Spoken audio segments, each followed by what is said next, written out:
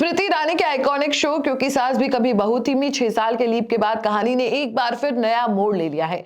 जहां एक तरफ तुलसी अपनी जिंदगी में आगे बढ़ने की कोशिश कर रही है तो वहीं दूसरी तरफ मिहिर पूरी तरह टूट चुका है।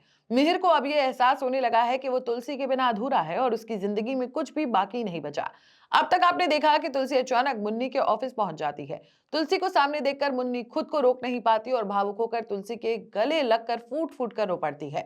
वहीं मुन्नी से मिलने के लिए ऋतिक को भी काफी जद्दोजहद करनी पड़ती है। लेकिन अब कहानी में आने वाला है एक और बड़ा बवाल।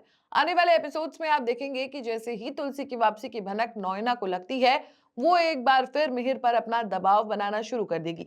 नोएना खुलकर मिहिर से शादी की बात कह देगी। इधर मुन्नी तुलसी से उसकी मदद करने का वादा करती है और जल्द ही मुन्नी और ऋतिक के रास्ते आपस में टकराने वाले हैं। इसी बीच रास्ते में खुले पैसे लेने के लिए तुलसी एक औरत से मदद मांगती है, लेकिन वो औरत कोई और नहीं बल्कि वृंदा निकलती है। तुलसी को देखते ही वृंदा बेहद खुश हो जाती है, लेकिन खुशी के साथ साथ वो तुलसी को घर छोड़कर जाने के लिए खूब खरी खोटी भी सुनाती है। वृंदा तुलसी को याद दिलाती है कि उसका भी एक घर है और वो अपनी सास से वापस लौटने के लिए कहेगी।